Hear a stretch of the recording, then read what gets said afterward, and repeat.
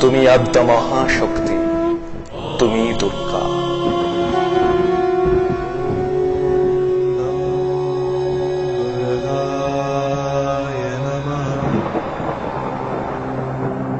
বিভিন্ন সময় বিভিন্ন মূর্তিতে তুমি আবির্ভূতা, কখনো স্নেহময়ী জননী রূপে, কখনো ভক্তগণের রক্ষার্থে সংগ্রামকারিণী অসুর সংহার কর্ত্রী রূপে।